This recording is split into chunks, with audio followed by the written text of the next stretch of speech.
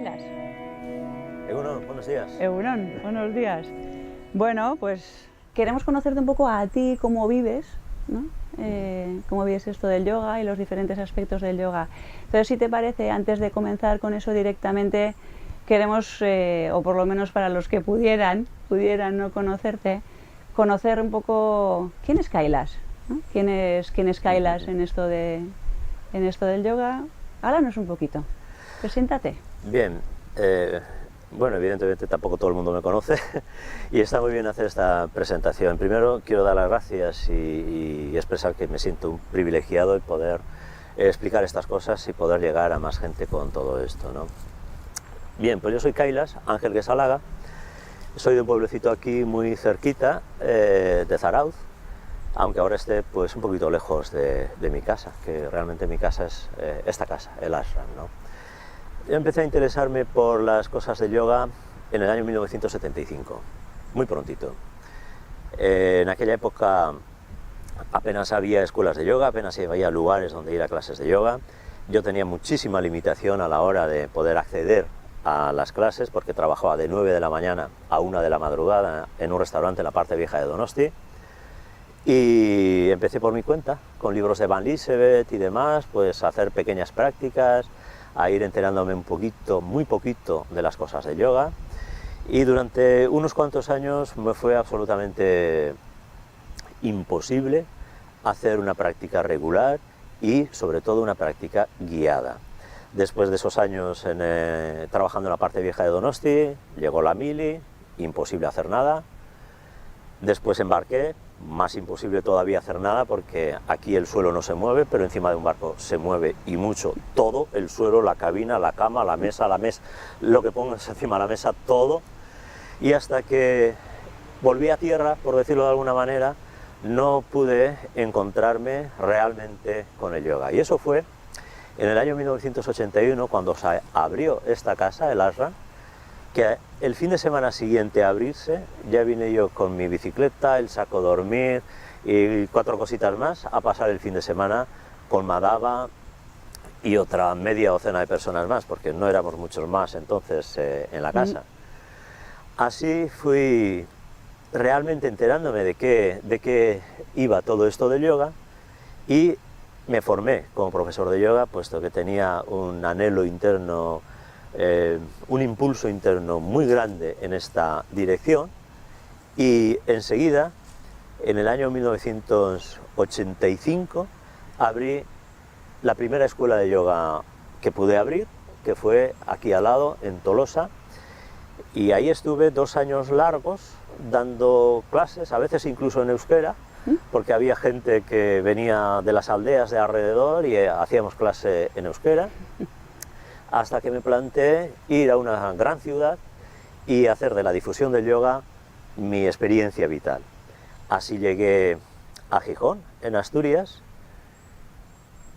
pasé allí 10 años largos también, y al final del milenio, en 1999, empecé a ir a Galicia. Y desde entonces, pues ya 20 años en Galicia ofreciendo esta enseñanza y compartiendo toda esta experiencia con toda la gente que viene por las clases, por la escuela y demás sitios que damos clases. Es que efectivamente, ¿no, Kailas? Comentas que primer contacto con esto del yoga, digamos, en el año 75, luego en el 81 vienes aquí, efectivamente unos cuantos años, ¿verdad? Ha llovido mucho desde, sí, desde entonces, ¿no? Y es cierto que hoy en día, luego hablaremos, ¿no? Es como bastante más cercano esto de, por lo menos del yoga, luego veremos cómo se entiende esto del yoga, pero claro, año 75 me imagino yo, hoy quien más, quien menos te habla, ¿no? O sea, de esto del yoga. ¿Cómo te surge a ti esta? ¿Te habló alguien? ¿Cómo va eso? Dicen que los caminos del Señor son inescrutables. A mí me llegó el conocimiento de que existía el yoga a través de un libro de navegación, de un navegante a vela. Soy apasionado de la vela y de las cosas de la mar, y en uno de los libros del que yo en aquel momento consideraba el dios de la navegación oceánica, Bernard Moitessier, francés, con una cultura y un contacto con la filosofía oriental muy grande, explica cómo el yoga le ayudó muchísimo en sus momentos más difíciles. Incluso en sus libros aparece, yo entonces no sabía ni lo que era, en la cubierta de su velero haciendo pranayama. Entonces me dije, si para este hombre el yoga es bueno, para mí tiene que ser buenísimo. Entonces ahí es donde empecé a buscar primero libros, porque no había prácticamente ninguna otra cosa acerca del yoga, y en cuanto empecé a leer, se produjo una conexión muy grande con lo que la experiencia del yoga, incluso desde los libros, me planteaba. Algo que hasta ese momento para mí había sido un hándicap muy grande, el ejercicio físico, eso que la gente llama gimnasia, deporte, para mí era la asignatura pendiente de siempre. En el cole me suspendían y al final del curso me aprobaban porque era lo único que me quedaba por aprobar, y el claustro de profesor decía, joder, apróbale que no va a quedar solo con gimnasia para pasar el curso. Para mí eso era algo horrible, hasta que descubrí que podía hacer asanas, que podía mover el cuerpo, que podía hacer cosas con mi cuerpo que además estaban bien, eran buenos, me sentía bien haciéndolo, ¿no? Pero sobre todo lo que estaba detrás de las asanas, ¿no?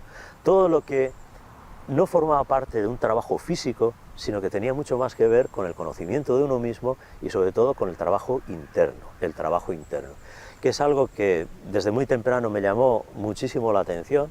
Yo creo que con 14 años ya leí el primer libro de psicología y siempre estuve buscando el porqué de las cosas, ¿no? ¿Por qué somos así? ¿Por qué hacemos así las cosas? ¿Por qué me siento de esta manera? ¿Por qué la gente es como es, ¿no? Y bueno, de alguna manera, pues el yoga empezó en aquel momento ya a darme ciertas respuestas, ¿no?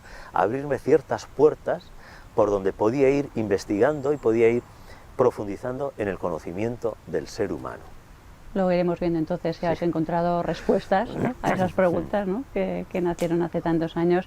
Has comentado entonces que luego, aparte de empezar a preguntarte eso de qué es esto del ser humano y todo esto, que luego llegaste en el año 81, ¿no?, aquí al ashram, y 85 creo que has comentado, ya empezaste a impartir, ¿no?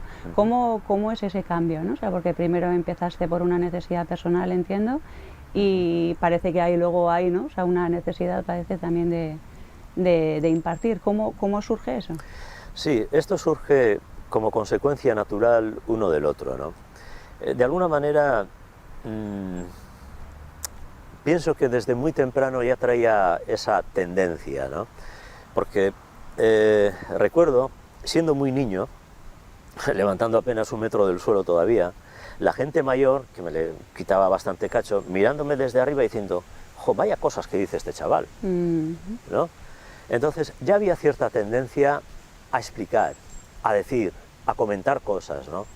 Y cuando aprendí, o empecé a aprender cosas de yoga, sentí la imperiosa necesidad de compartir esto con los demás, de hacer llegar esto a cuanta más gente mejor, de hacer que esto forme parte de todas las personas a las que podía llegar con este conocimiento y con esta experiencia de vida, ¿no?, que el trabajo de yoga te va dando poco a poco.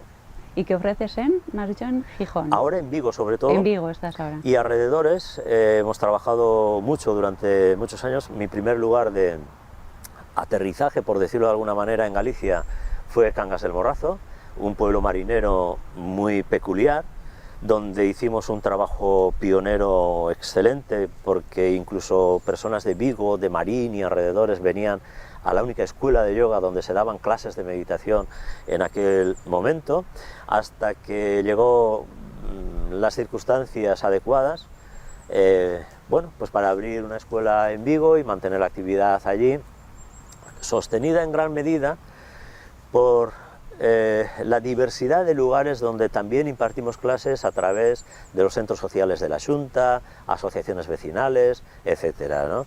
Pienso que es un trabajo muy importante el de las escuelas de yoga, pero también el de llegar a cada barrio, a cada rincón, como decimos en Galicia, a cada ricuncho, donde haya gente, pon una clase de yoga.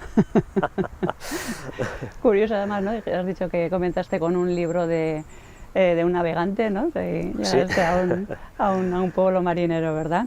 Oye, que les tengo curiosidad, me han comentado, ¿no?, que te han nombrado esto de Mahacharya, ¿se dice, sí, verdad? Explícanos un poquito, ¿qué es esto del nombramiento? ¿Qué es esto de Mahacharya?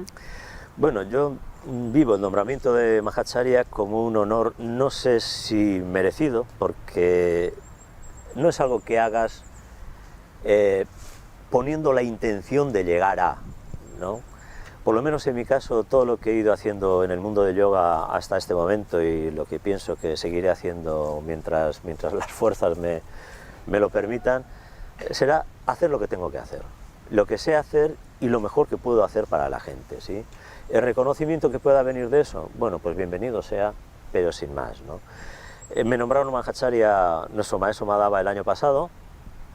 Es un honor, lo vivo de esa manera, pero ni me da ni me quita nada más que el hecho de tener todavía muchas más ganas de seguir trabajando, de seguir compartiendo con los demás todo esto y de hacer de esto verdaderamente el hilo conductor de toda mi vida. Llevo 45 años ya en la práctica y en la experiencia del yoga. No creo que ninguna otra cosa me sorprenda ya y me saque de esto, que forma parte ya absolutamente profunda de mi vida. O sea, digamos que lo vives más como un reconocimiento al trayecto, ¿no? O sea, sí, que se está realizando, ¿no? Que está realizando. Sí que, claro, ahora creo que ya me ha respondido con eso, pero iba a preguntar si eso implica alguna responsabilidad diferente a la que pudieras tener hasta ahora o no. Bien, responsabilidad tenemos todos los que nos ponemos delante de un grupo de gente o de 4 personas que vengan en un día a clase a la hora de transmitir la enseñanza del yoga.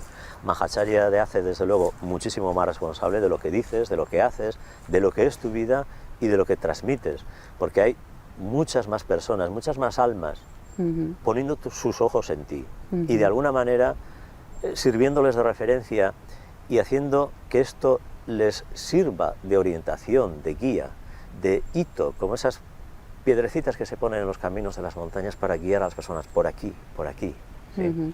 Claro, porque eso, ¿cómo lo vives? ¿No? Porque efectivamente, ¿no? En todos estos años se va acercando, ¿no? O sea, se te habrán ido acercando un montón de personas, ¿no? Es lo mismo que tú empezaste con esa necesidad hace un montón de años, ¿no? Y eso, ¿cómo lo vives, ¿no?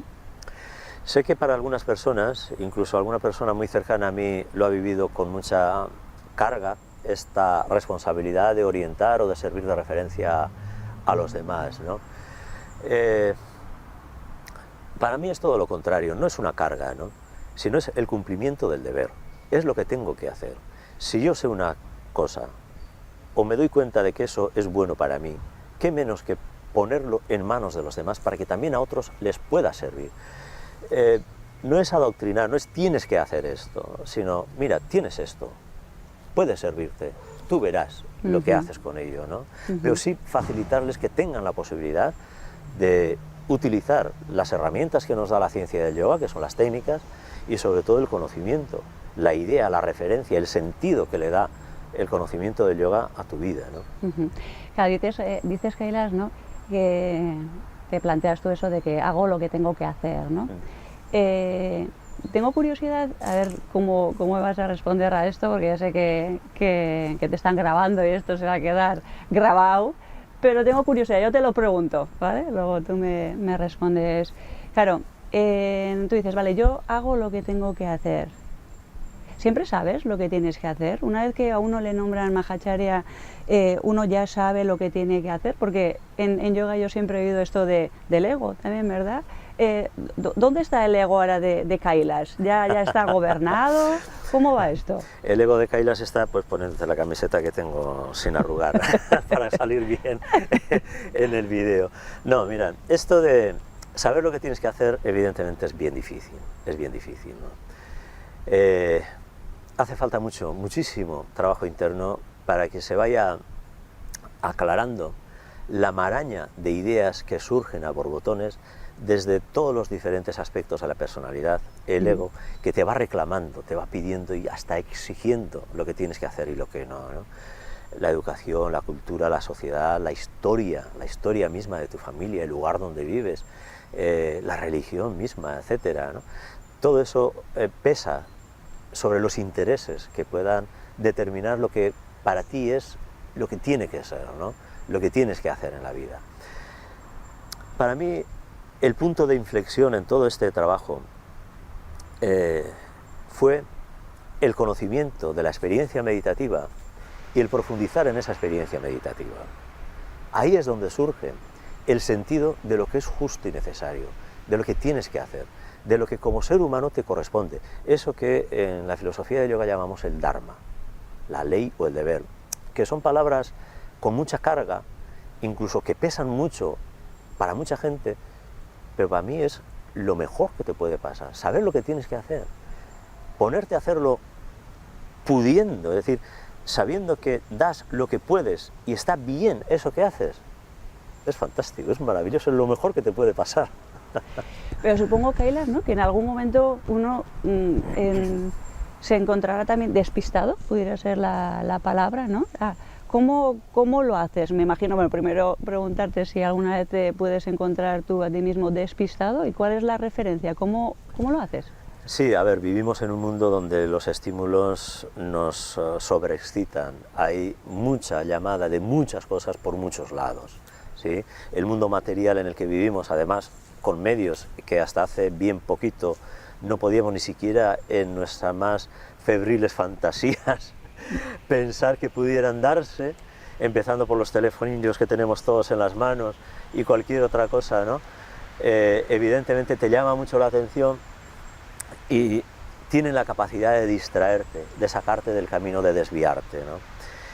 Hay una cosa que desde el principio de los tiempos le escuché a Madhava y fue una de las cosas que más me convenció para darme cuenta que este es el sitio donde tenía que estar, que este era mi casa, que este era mi sitio, que este era mi maestro y esta es la enseñanza que quiero compartir con los demás y hacerla mía y transmitirla a los demás, ¿no? Y es que si haces lo que tienes que hacer, puedes hacer lo que sea, siempre y cuando no te desvíes de lo que tienes que hacer, ¿no? Uh-huh. No es o haces esto o haces aquello, no, no. Tú haz lo que tienes que hacer y que sea lo que tenga que ser. Si además te gusta navegar, pues sal a navegar. Que te gusta ir al monte, vete al monte. Que te gusta salir el fin de semana, pues sal el fin de semana.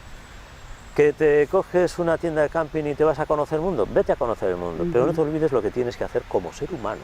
Porque antes que tus aficiones, antes que tus gustos, antes incluso del hecho de que seas padre o madre o gerente de una empresa o barrendero del barrio de tu pueblo, tú eres un ser humano y como ser humano tienes un deber, tienes un sentido de vida y tienes que cumplir con ese sentido de vida.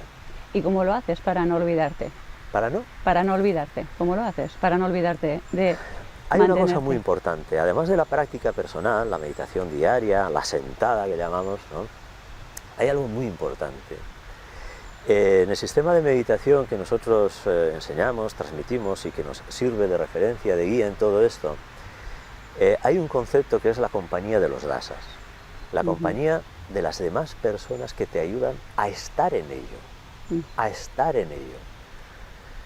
Si cuando salga del asana yo me juntara con una peña apasionada del fútbol, probablemente durante un rato me olvidaría del yoga, de las asanas, de la meditación, ¿sí? Si el juntarme, como quien dice, con una peña de fútbol, dice con unos navegantes, no sé qué puerto, donde sea, si estuviera mucho tiempo ahí, probablemente iría diluyéndose la fuerza con que tiene presencia en mi vida la experiencia del yoga, la meditación y el trabajo interno. Entonces, uno tiene que estar muy atento a lo que pasa ahí con todas esas cosas. Si el mundo te arrastra, llegará un momento en el que pierdas de esto. Si vas haciendo cosas en el mundo, pero teniendo siempre como referencia ese dharma, ese sentido, lo que tengo que hacer todo el tiempo, no será tan fácil que te distraigan, que te dispersen, que te arrastren el resto de las cosas, que disfrutarás y te lo pasarás muy bien y te encantará estar con unos, con otros y hacer cosas variadas. Yo suelo navegar, suelo salir a caminar al monte, fines de semana por ahí no suelo pasar porque no soy ave nocturna y no me gusta trasnochar, pero hay muchas cosas que me gustan fuera del mundo del yoga, pero sé cuánto puedo dejar que eso ocupe mi vida y cuánto hasta aquí y ya está. Vale, en esto, insisto, luego, como esto de confesable, no confesar que decíamos antes, ¿te atreverías a decirte cuáles son tus peligros? O sea, para despertarte en esto del... del yoga, también tus virtudes, ¿eh? No Sí, vayamos a bueno, contar vamos solo... a empezar con lo bueno, ¿no? Una buena noticia y una mala noticia. Eso. La buena noticia, en mi caso, si se puede llamar virtud, aunque llevado a según qué extremo, ya sabemos que la virtud puede convertirse en vicio, ¿no? Entonces, mi virtud, por decirlo de alguna manera, es el tesón. La capacidad de mantener y sostener en el tiempo el esfuerzo. Cuando me propongo algo, estoy ahí, ¿sí? Claro que me canso, pero aun cansado y todo, puedo seguir. Iré más despacio y a veces me pararé, respiraré, contemplaré el paisaje y seguiré caminando, ¿sí? Esa constancia, entonces, ¿no? Constancia, sí. Cuando salía mucho al monte, cuando era mucho más joven, después de una caminata de 8, 10, 12 horas, cuando estaba regresando a casa o cuando estaba llegando al sitio donde tenía que terminar, me decía, ¿y si diera la vuelta y continuara? Pues continuaría, ¿eh? Hombre, igual me paro a tomar una botella de sidra y un bocadillo, que también ayuda, pero continuaría. Ayuda. El avituallamiento Eso es, también. por decirlo de alguna manera, lo que yo veo en mi vida como algo positivo, como algo que podíamos describirlo como virtud. ¿Sí? ¿Vicio confesable? Pues una tendencia innata en mí, no sé si innata, pero forjada a muy temprana edad, que es la tendencia al aislamiento. Al aislamiento. A la autosuficiencia, a valerme por mí mismo y no necesitar de los demás, no contar con los demás. Me cuesta mucho organizar equipos, crear conjuntos de trabajo, ¿sí? Y eso sí que lo vivo muchas veces como un hándicap. Afortunadamente, como se dice en alguna disciplina muy afín al ashram también, lo voy redimiendo y voy contando con las demás personas, voy aprendiendo a delegar y confiar en que las personas en las que delego los trabajos funcionen, sean responsables, hagan lo que tienen que hacer y las cosas vayan bien, y trabajando.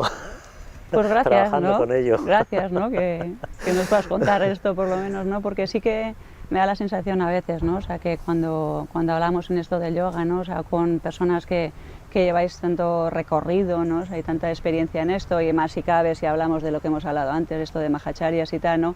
Pudiera parecer, ¿no? O sea, como lejano, incluso poco terrenal en el sentido de realista, ¿no? Entonces, bueno, creo que, bueno, yo te agradezco por lo menos, porque creo que esto acerca también. En mi caso, por lo menos, nada más lejos de la realidad, en el sentido de romper estereotipos. En mis clases soy muy común. De hecho, digo muchos tacos en clase. Hablo de manera muy vasta muchas veces, que cuando me sacan en vídeo luego tienen que hacer cortar y pegar y editar y ese tipo de cosas. Me gusta la cercanía, me gusta estar a la altura de las personas y ser uno más en Eso todo es. lo que... No me creo nada, por mucho que tenga un papel que diga que soy Mahacharya o un carné de no sé qué o tantos años, no sé cuánto, no, soy una persona normal, con sus defectos, con sus cosas por hacer, con su trabajo interno que tendrá que seguir haciendo mientras las fuerzas le permitan, y ahí sin creerme nada en absoluto en ese sentido. Pues ya te agradezco, Kailash. Y supongo que esto te lo habrán preguntado un montón de veces, pero ¿qué responde Kailash cuando preguntan aquella pregunta de ¿qué yoga haces? Bueno, pues voy a hacer publicidad de la casa. Hago yoga con Dharma, que es el nombre que nuestra escuela y nuestro maestro Madhava ha elegido para definir lo que hacemos, ¿no? Un yoga con sentido. El Dharma es el sentido de la vida, es lo que da referencia, dirección y guía a la vida, a todo lo que forma parte de tu vida. Da igual que hagas yoga o no hagas yoga, seas, como decía antes, un empleado de cualquier tienda que vende zapatos o gerente de una empresa o piloto de avión, ¿no? Me da igual lo que seas. Tú como ser humano tienes una vida que vivir y a esa vida le tienes que dar sentido, tienes que darle dirección y guía. Y eso es lo que te da el yoga que nos ha enseñado nuestro maestro Madhava, el yoga Sanatana Dharma. Por eso es el yoga con Dharma, yoga con sentido, ¿sí? Antes has repetido, ¿no? En el inicio también, ¿no? Has hablado bastante también de eso del Dharma, ¿no? ¿Qué es esto de yoga con Dharma? ¿Se puede hacer un yoga sin Dharma? Sí, pero no debería llamarse yoga. Yoga es la unión con la esencia de uno mismo, con la verdadera esencia de uno mismo. Yoga viene de la palabra unir. Para unir algo tienes que hacerte consciente de que no está unido y tienes que hacer un esfuerzo para que se llegue a unir, ¿no? Hay mucho yoga de quita y pon ahora, las modas efímeras, sobre todo si acompañan el famoseo que tanta influencia tiene hoy en día en las personas, ¿no? Pues son yogas que tienen que ver con lo inestable, con lo efímero, con lo de quitar y poner. Se pone de moda esto, todo el mundo hace esto. Deja de ponerse y se pone esto otro, todo el mundo hace esto otro en lugar de aquello. No es así el yoga que nosotros tratamos de transmitir. Es un yoga para toda la vida, para toda la existencia. Y sí que hay mucho yoga descafeinado, mucho yoga sin raíz. Yoga de apariencia. Vivimos también en unos tiempos en los que la imagen, la apariencia, dar el pego, el que los demás crean que tú no sé qué, tiene mucho valor, pero para quien no vale es para ti, que es para quien tiene que valer esto, ¿no? Entonces, si no te vale para ti, ¿para qué? Claro, hablas esto de yoga con Dharma, yoga con sentido, ¿no? Y para las personas que estén familiarizadas, ¿no?, con esto del Dharma, ¿no? O sea, pues seguro que comprenden, ¿no?, a lo que te refieres, ¿no? Pero tú imagínate que yo vivo en Vigo, ¿verdad? En Vigo, y he oído un poquito, imagínate esto del yoga, y me entero, ¿no?, que hay una escuela y te llamo. Y oye, hola, buenas, ¿no? He oído que esto del yoga es bueno, ¿qué ofrecéis? Bien, mucha gente se acerca a las clases de yoga, primero porque me ven en la página web, ese es el primer contacto, después me llaman y después vienen a probar una clase o dos, y ahí ya vamos estableciendo la relación entre la persona que comparte esta experiencia y la persona que se abre a ir absorbiendo esta experiencia. Evidentemente, como muchas veces nos ha inculcado Madhava en esto, el contemporizar, en el ponerte en el lugar del otro, el saber lo que la persona que viene a clase necesita, es muy importante. Casi todo el mundo viene con una necesidad. No viene para conocerme a mí, no viene porque soy muy guapo y hablo muy bien y quiero estar ahí. No, viene porque tiene una necesidad de sentirse bien, de muchas veces quitarse algún problema o aliviar algún problema físico, dolores, disfunciones, problemas psicoemocionales. Hay mucha gente que vive la ansiedad como un acompañante indeseable en la vida, mucha gente muy deprimida, mucha gente con un entorno familiar tremendamente desintegrado y desintegrador, que desequilibra mucho a las personas. Y primero de todo, uno necesita sentirse bien.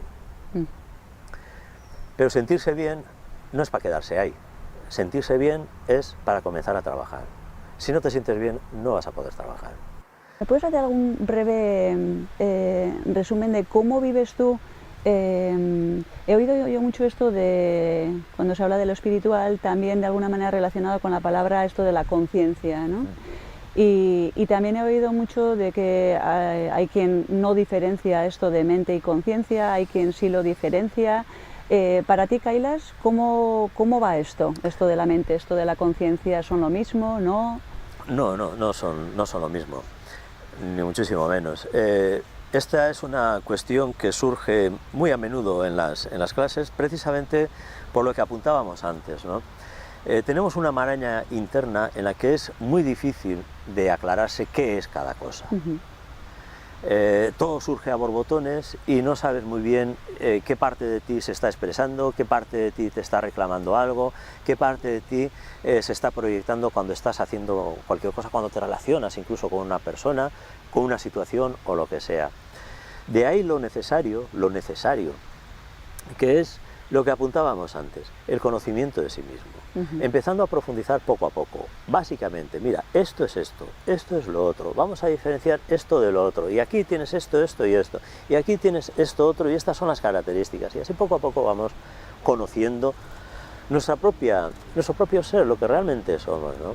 Incluso hay mucha gente que confunde la mente con las emociones, porque están tan relacionadas, tiran tanto uno del otro, que a veces es difícil de disociar, es difícil de separar una cosa de la otra.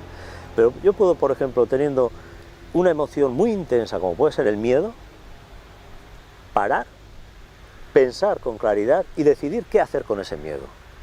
O dejarme llevar por el miedo y quedarme atrapado ahí.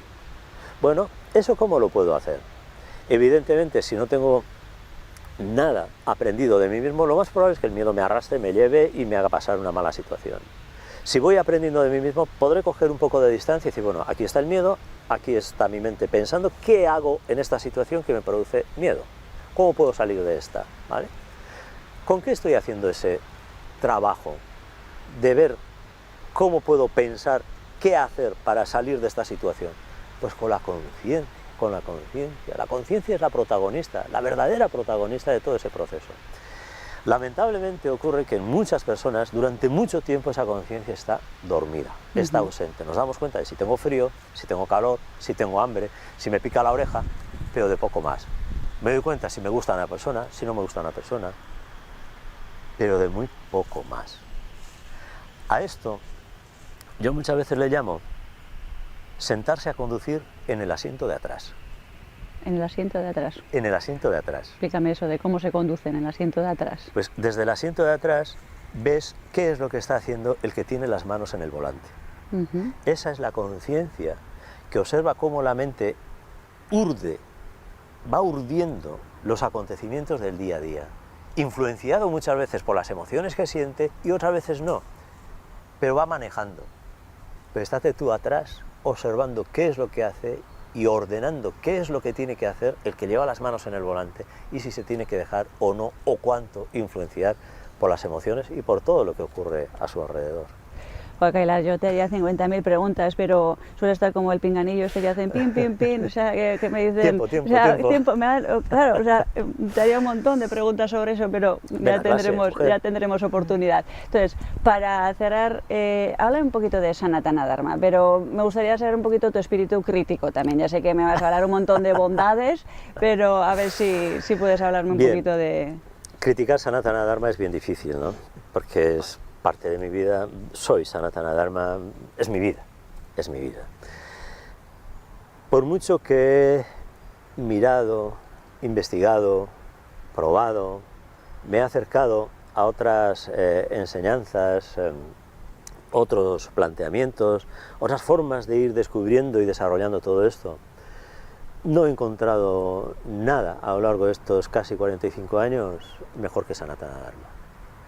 Me parece que el sistema que nos ha desvelado Madhava y nos ha transmitido con tanto acierto, por otra parte, Madhava es perfecto, es perfecto.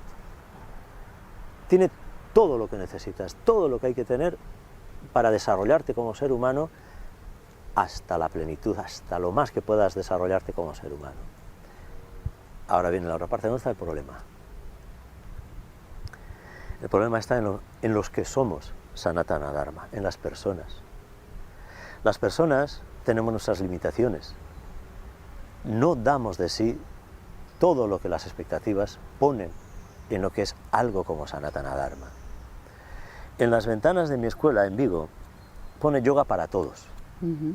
Y evidentemente el yoga es para todos, Sanatana Dharma es para todos.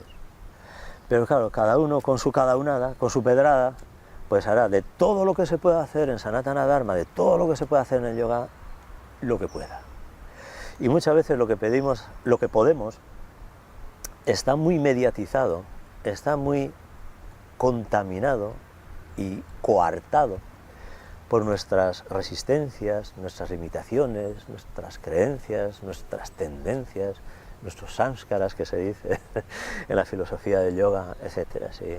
Entonces, bueno, uno no le queda otra cosa más que, pues humildemente, ¿no?, con toda la tranquilidad del mundo por otra parte, pico y pala, que es algo que decimos mucho en clase, trabajar, seguir trabajando, seguir dando lo mejor de sí mismo todo el tiempo, seguir haciendo que Sanatana Dharma sea lo mejor, el mejor Sanatana Dharma que puedas dar de sí en ti, y para adelante. Como decía en una película que no me acuerdo muy bien cómo se titula, hasta el infinito y mucho más. Hasta el infinito, de Buzz Lightyear creo que era, hasta el infinito y más allá. Y más allá. Algo así. Muy bien, Kailas, pues bueno, me alegro, ¿no? O sea, que comentes también estas cosas que acercan también, ¿no? O sea, para ver que efectivamente, ¿no? Que también sois humanos, ¿verdad? Realmente, ¿no? Así que... Y menos mal. Y menos mal, y menos mal. Y por mi parte, hasta aquí, si quieres tú añadir, añadir algo. Agradeceros de todo corazón, como he dicho antes, la oportunidad que me habéis dado de expresarme, de hacer llegar esto a cuanta gente tenga la paciencia de escucharme durante unos minutos. Y sobre todo lo que me gustaría es que esto sirviera para algo, ¿no? Que en los corazones, en las conciencias de las personas, esto mueva algo, pero no porque lo diga yo, ¿no? Sino cualquier cosa que diga Madhava, que diga cualquier otro maestro, o acharya o no acharya, incluso el que te vende el pan, que cualquier cosa que te diga mueva algo en tu conciencia. ¿Sí? Antes hemos hablado del maestro, de la enseñanza del maestro, del sistema Sanatana Dharma, etcétera, ¿no? Hay mucha gente que dice, hay muchos maestros, el maestro interno es el único maestro que existe. Mira, la función del maestro es mover tu conciencia. Si una hoja que cae de este árbol que nos acoge amorosamente ahora bajo su sombra hace que algo se mueva en tu corazón, en tu conciencia, esa hoja cayendo es tu maestro en ese momento. No importa si tu maestro es guapo, es feo, tiene más peso o menos peso, si se ha cortado las uñas esta mañana o no. Lo que importa es lo que se mueva en ti. Eso que en tu conciencia se va a dar, porque esa persona, esa circunstancia, esa experiencia se haya dado en este momento en ti. Eso es lo único que importa. Pues un placer, Kailas. Igualmente. Un placer. Igualmente. Mila esker, gracias. Ay, hasta otra. Hasta otra.